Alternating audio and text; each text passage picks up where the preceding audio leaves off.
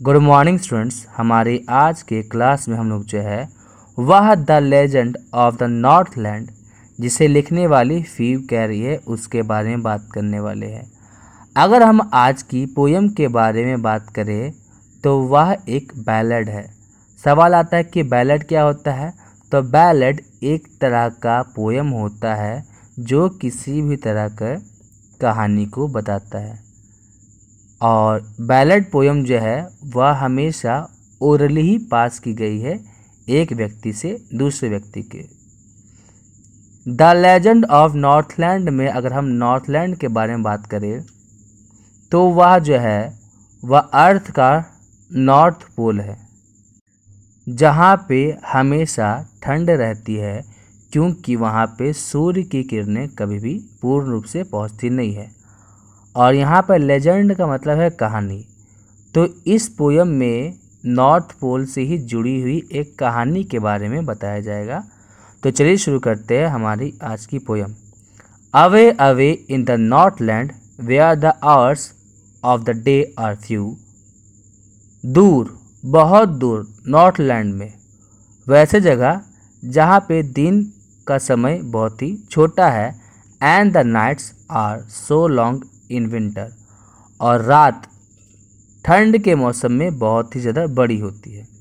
That they can not sleep them through, और रात इतनी ज़्यादा बड़ी होती है कि अगर कोई व्यक्ति सो भी जाए और वह सो के उठे फिर भी रात ही लगता है, क्योंकि नॉर्थ पोल वाले क्षेत्र में धूप की कमी होती है, इसलिए वहाँ पे ज़्यादातर समय में अंधेरा ही रहता है। Where they harness the swift reindeer to the sledge when it's low। उस जगह पे जहाँ पे वो लोग जो है वह रेंडियर, तो रेंडियर के बारे में बात करें तो वह एक तरह का जीव होता है जो दिखने में हिरन जैसा लगता है, और लोग जो है वह क्या करते हैं उसके स्लेज बनाते हैं और वह बर्फ़ में घूमते हैं, जैसा कि आप पिक्चर में देख पा रहे होंगे। And the children look like bear cubs, और बच्चे जो है वह कैसे दिखने लगते हैं तो भालू के बच्चों जैसा है। इन देयर फनी फरी क्लॉथ्स, क्योंकि वह जो है वह फर वाले कपड़े पहनते हैं। They tell them a curious story, तो नॉर्थलैंड में रहने वाले जितने भी व्यक्ति हैं वह अपने बच्चों को एक कहानी सुनाते हैं। I don't believe it's true, और मुझे नहीं लगता है कि यह सच है। And yet you may learn a lesson if I tell the tale to you, हालांकि कहानी जो है वह मुझे नहीं लगती है कि सच है, लेकिन अगर मैं इस कहानी को तुम्हें बताऊंगा या बताऊंगी तो तुम्हें एक सीख मिलेगी। अब कहानी शुरू होती है। Once when the good saint Peter lived in the world below, एक समय की बात है जब सेंट पीटर इस दुनिया में रहते थे। सेंट पीटर जो है वह जीसस क्राइस्ट के ही एक शिष्य से थे। And walked about it preaching just as he did you know, और सेंट पीटर जो है वह इस दुनिया में घूमते थे और प्रवचन देते थे, जैसा कि आप जानते हो। He came to the door of a cottage in travelling around the earth, तो वह क्या करते हैं, वह घूमते घूमते एक कॉटेज में आते हैं। Where a little woman was making cake, जहाँ पे एक औरत जो है वह केक बना रही थी। And baking them on the hearth, और वह उन्हें कहाँ पका रही थी, हर्थ पे। हर्थ हो गया fire place. And being faint with fasting for the days was almost done, he asked her from her stores of cake to give him a single one, और क्योंकि वह बहुत ही ज़्यादा कमज़ोर हो गए थे और उन्होंने बहुत समय से खाया हुआ नहीं था और दिन ख़त्म भी हो जाता है, तो सेंट पीटर जो है उस औरत से उसके केक की दुकान से एक केक मांगते हैं। So she made a very little cake, but as it baking lay she looked at it and thought it seemed too large to give away. अब जब उस महिला से केक मांगा जाता है तो वह महिला जो है वह सेंट पीटर को केक नहीं देती है, और उनके लिए एक छोटा सा केक बनाने लगती है। जब वह छोटे से केक को बना रही होती है तो उसे लग रहा था कि वह छोटा केक बहुत ही ज़्यादा बड़ा है और वह देने से मना कर देती है। अब आगे क्या होता है, therefore she needed another and still smaller one. तो वह क्या करती है, वह दोबारा आटा गूंथती है और एक छोटा सा केक बनाती है। But it looked when she turn it over as large as the first had done. लेकिन जब वह उस केक को देखती है तो उसे क्या लगता है कि जैसे पहले वाला केक था बड़ा, सेम उसी तरीके से यह केक भी बड़ा था। फिर वो क्या करती है, then she took a tiny scrap of drug. तब वह छोटा सा आटा का टुकड़ा लेती है एंड रोल्ड इट फ्लैट, और उसे बहुत ही ज़्यादा पतला बेल देती है। And baked it thin as wafer.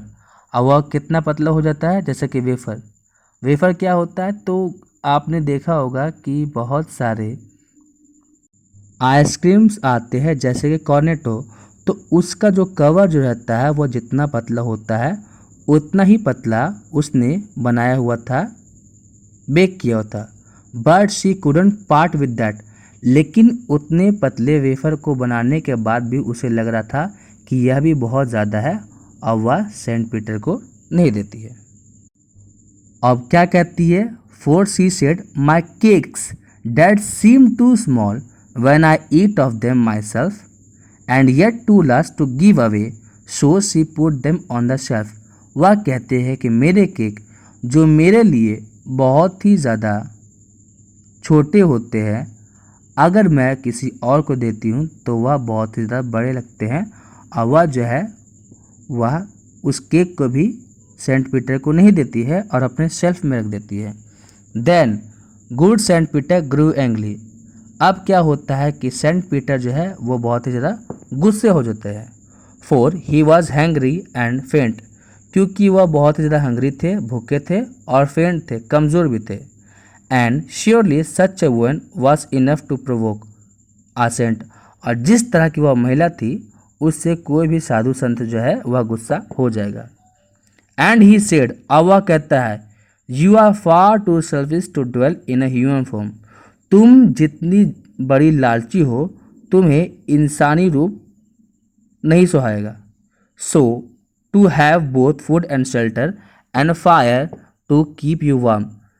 क्योंकि जिस तरह से तुम कर रही हो, तुम्हारे लिए खाना भी बहुत ज़्यादा है और रहने का जगह भी बहुत ज़्यादा है, साथ ही साथ आग जो तुम्हारे शरीर को गर्म कर रही है वह भी तुम्हारे लिए बहुत ज़्यादा है, क्योंकि तुम बहुत ही ज़्यादा सेल्फिश हो, लालची हो और अपने बारे में ही सोचती हो।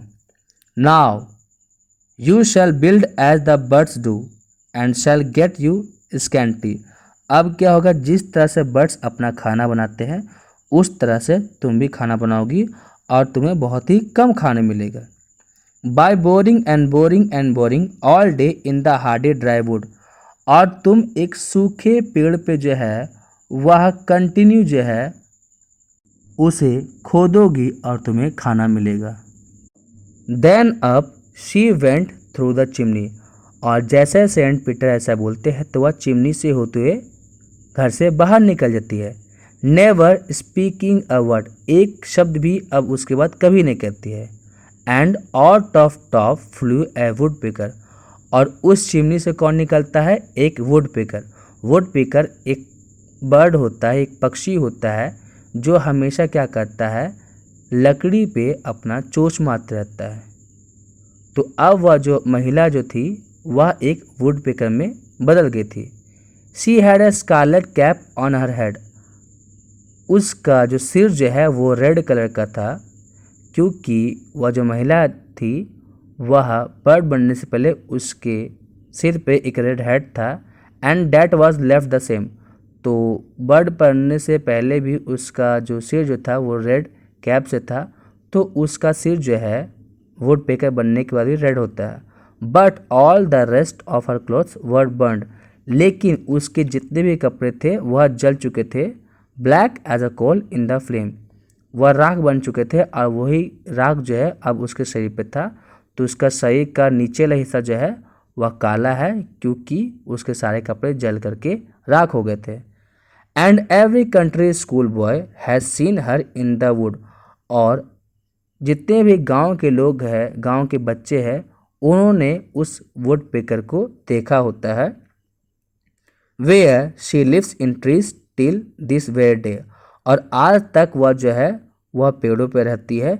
Boring and boring for food, बहुत ही ज़्यादा कठिन मेहनत करती है खाने के लिए।